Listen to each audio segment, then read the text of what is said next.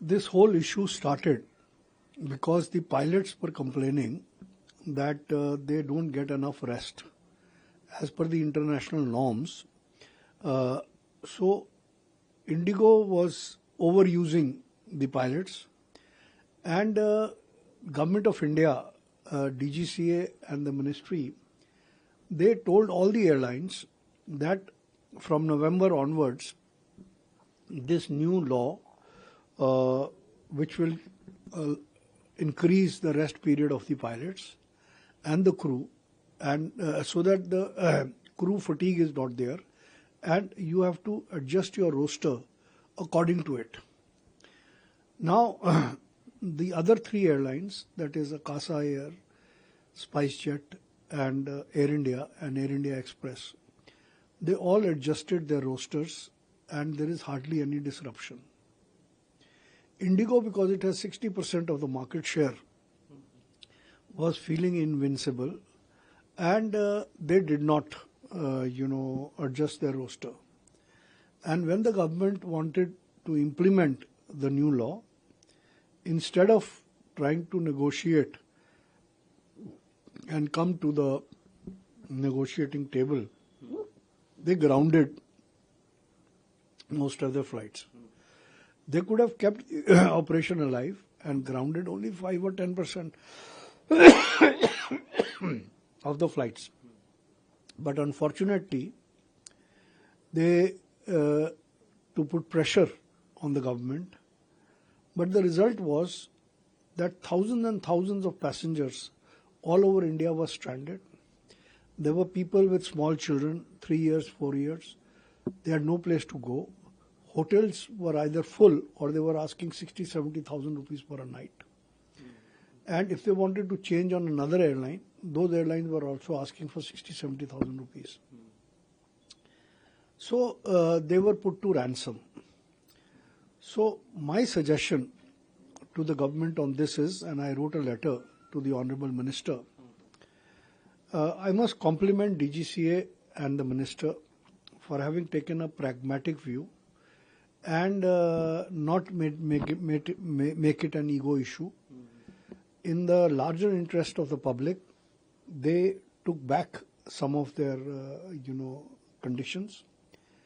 And the Minister, I believe, did not sleep that night, and nor did DGCA officials. And they made a control room also.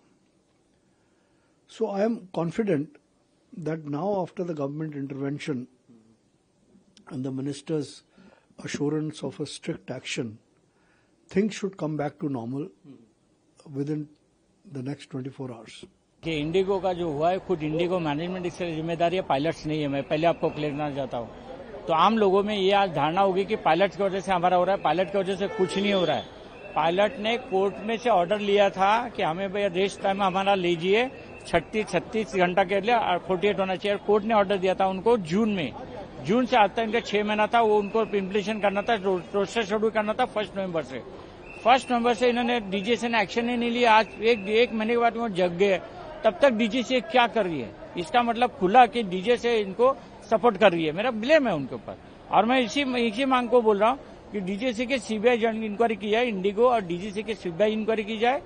हम तो नहीं करेंगे तो हम PIL भी दाखिल कर रहे हैं इसके अगेंस्ट में कि जनहित में जितने लोगों को तकलीफ है, पैसेंजर से जिम्मेदार कौन है? आज इतने पैसेंजर का फाइनेंशियल, फिजिकल, मेंटली इतना हैरेसमेंट हुआ है कि आज तक मेरे 40 साल के सर्वे में ऐसा कभी किया उसको देखा नहीं है। पूरे देश में लाखों यात्री प्रभावित हुए, कितने लोगों की परेशानियां बढ़ी है, कितने लोगों की शादी में नहीं जा पाए, कोई बीमार है वहां नहीं जा पाए। आज भी आप एयरपोर्ट पे मौजूद है, देखें परिस्थितियां किस तरह की निर्माण। सर इतना जल्दी होने वाला नहीं है, इनका शेड्यूल पूरा डलमाना गया हुआ है। रीड शेड्यूल पहले क्या था आपको बता रहे, एक फ्लाइट चलती थी सुबह 6 बजे, रात को 12 बजे तक चलती थी। 12 बजे रुक जाती थी, शाम को कूलिंग पीरियड, रात को उसको कूलिंग पीरियड में आता तो दूसरे दिन का शेड्यूल टाइम पे हो जाता था। अभी 24 आवर्स पूरा एविएशन चल रहा है। आज 15 साल 20 साल पहले की जैसा नहीं है। तो एक फ्लाइट डिले हो तो उसका शेड्यूल आगे होते रहेगा। और इन्होंने खुद इसका क्रिएट किया। इसका सोल्यूशन इन्होंने क्या किया था कि विंटर शेड्यूल देने का 1000 फ्लाइट एक्स्ट्रा डाल दी कि हमारी ये स्लॉट्स इधर जाएगी, लेकिन पायलट नहीं थे। तब जब इन्होंने शेड्यूल डाला था तो वो टाइम पे क्यों नहीं पूछा गया? डीजीसीए ने कि भाई शेड्यूल में डाल तो रहे, लेकिन आपका ये किधर है, पायलट्स किधर है।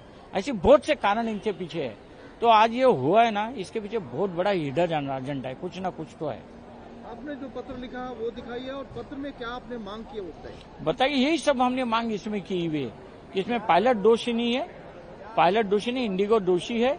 और ये जिस तरह से आज जो चल रहा है इनका, इसकी इंक्वायरी की जाए कि इसके पीछे कारण क्या है, कि एविएशन में कभी ऐसा होता नहीं है और एक दो फ्लाइट की गलती मानी जाती है।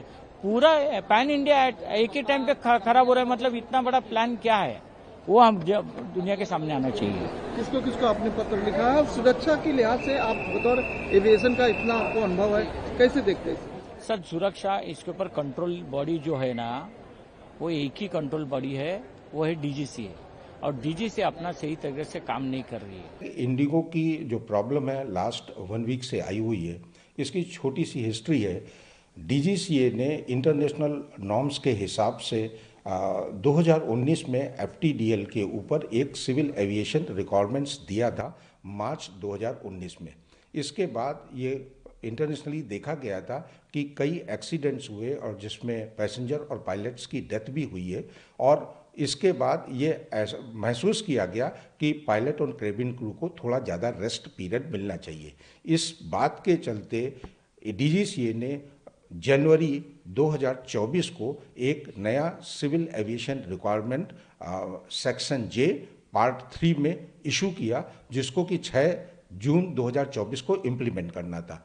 अब ये चीज़ इम्प्लीमेंट नहीं हो पा रही थी क्योंकि वेरियस एयरलाइन ऑपरेटर्स की तरफ से दबाव था, क्योंकि इसको इम्प्लीमेंट करने से उनके पास पायलट्स और एयर क्रू की कमी हो जाती।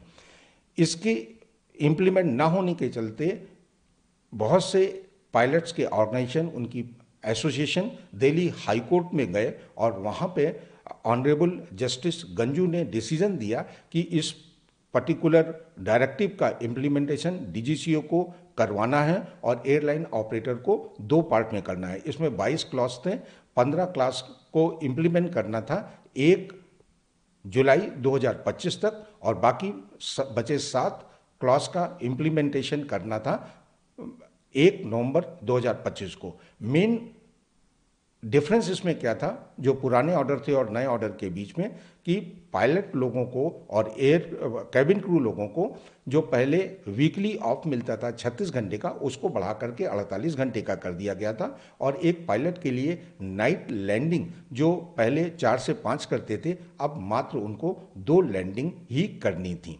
ये सब प्रॉब्लम चल ही रही थी। इसके साथ साथ एक चीज़ हमारे यहाँ पे हमको ये समझना चाहिए कि हमारे इंडियन डोमेस्टिक एविएशन में इंडिगो का जो शेयर है वो 65% है। नंबर 2 पे 27-28 पे एयर इंडिया आता है, और बाकी 2 छोटी कंपनी आकाशा और स्पाइस जेट बचा हुआ परसेंटेज शेयर करती हैं।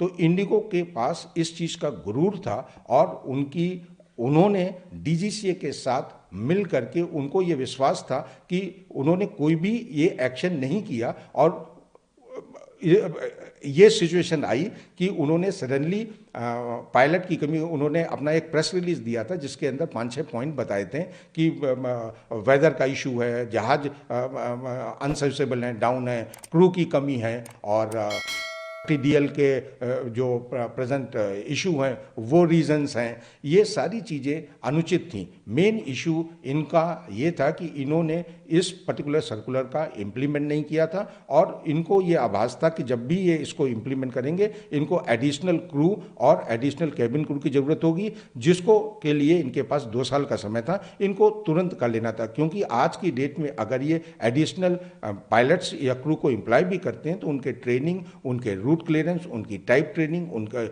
वेरियस क्लियरेंस में 1 से 2 साल का समय लगता है, जिसको उन्होंने खराब कर दिया।